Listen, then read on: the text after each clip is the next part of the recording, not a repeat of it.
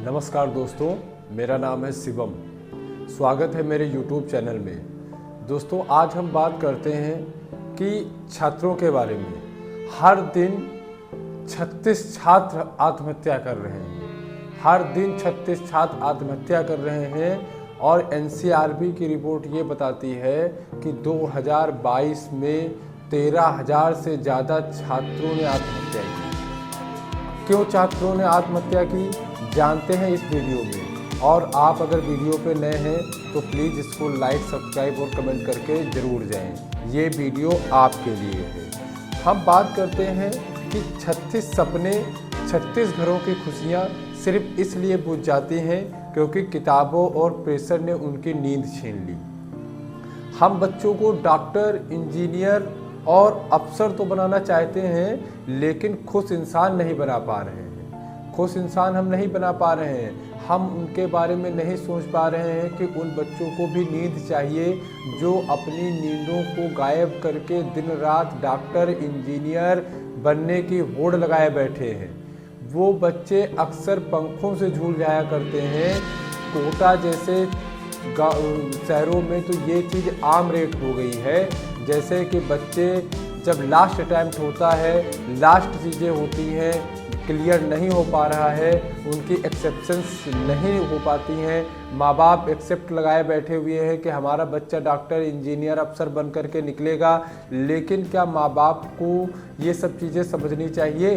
ये सब चीज़ें समझनी चाहिए कि एक बच्चा कितनी मेहनत कर रहा है, और इतना एक्सेप्शंस नहीं करना चाहिए कि जिससे कि बच्चा जो है वो अपनी को आत्महत्या की ओर लेकर के चला जाए। हमें बच्चों की नींद के बारे में सोचना पड़ेगा।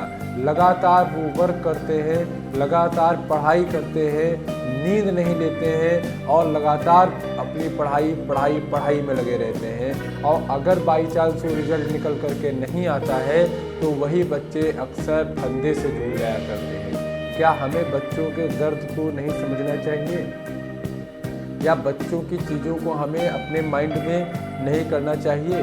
ज़रा सोचिए, जब बच्चा अपनी किताबें खोलता है तो उसमें उसे सिर्फ चैप्टर और फार्मूलेज नहीं दिखते हैं, उसे पेरेंट्स की उम्मीदें, समाज की बातें और कंपैरिजन की तलवार भी दिखाई देती है। क्योंकि हमारा समाज है ऐसा कि हम कंपैरिजन पर कंपैरिजन करते चले जाते हैं।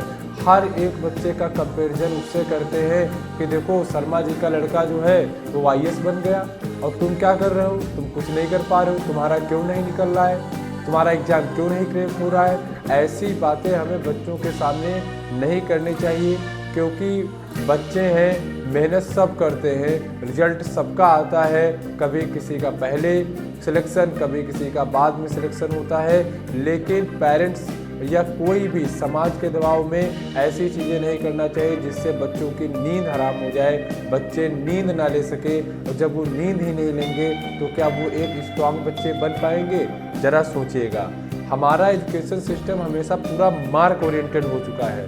पेरेंट्स बच्चों की नींद की फिक्र नहीं करते हैं, बस पेरेंट रिपोर्ट कार्ड का इंतजार करते हैं कि समाज बच्चों को समझने के बजाय उनकी तुलना करता रहता है और यही सुनना पड़ता है, थोड़ा और मेहनत कर लो, थोड़ा और मेहनत कर लो।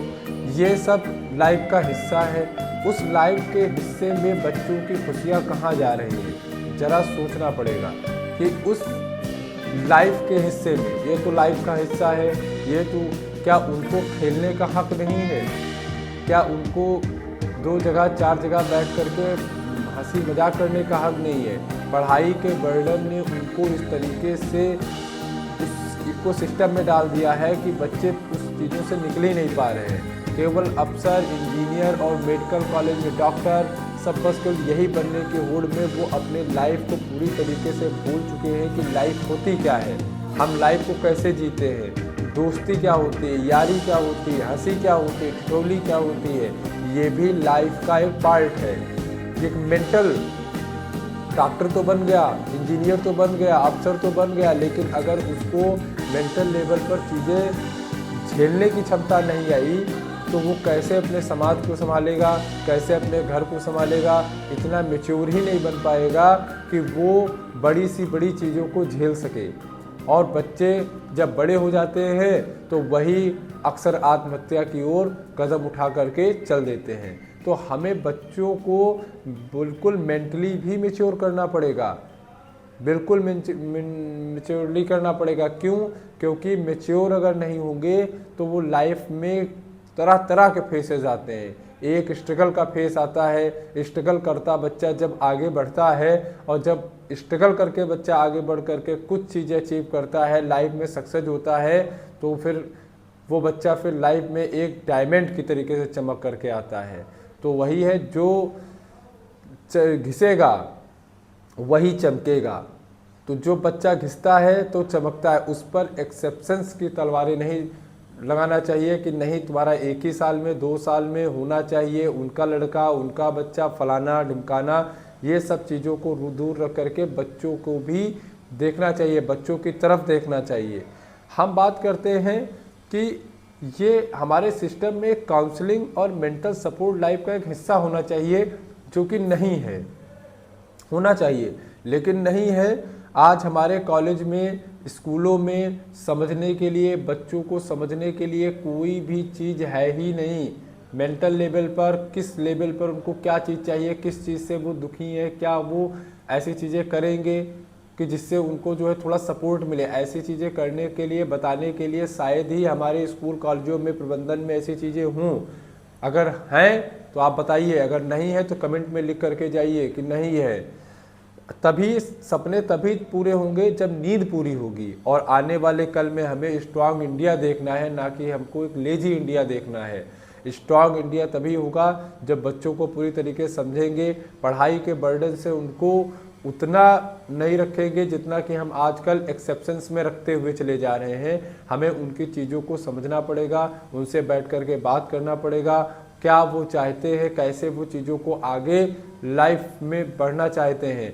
वरना जैसे बच्चे आजकल सुसाइडल केस बढ़ते चले जा रहे हैं, ऐसे ही ना जाने कितनी चीज़ें जो है बच्चों के साथ होती चली जाती हैं। वो कुछ बताते नहीं हैं और केवल एक पर्ची लिख करके रख के चले जाते हैं कि पापा इस बार मेरा नहीं हो पाया, मुझे माफ़ करना। सोचिए उस बच्चे का लेवल किस स्तर पर जा कर के काम करता है जा कर के। तो हमें लाइफ में ऐसे डिसीजंस, ऐसे चीज़ों को नहीं करना है और बच्चों को बैठ कर के बात करना है, उनके पे पढ़ाई का बर्डन उतना नहीं डालना है। सोचिए कि हम किस दिशा में जा रहे हैं। कभी फुर्सत मिले तो बैठ कर के ज़रूर सोचिएगा। हमें बच्चों को सपोर्ट करना चाहिए और बच्चे का माइंडसेट क्या है, बच्चा कहाँ जाना चाहता है, क्या करना चाहता है, उसको पूरी तरीके से देखना चाहिए। अगर वीडियो पसंद आया हो तो लाइक, सब्सक्राइब, कमेंट जरूर करें। जय हिंद, जय भारत।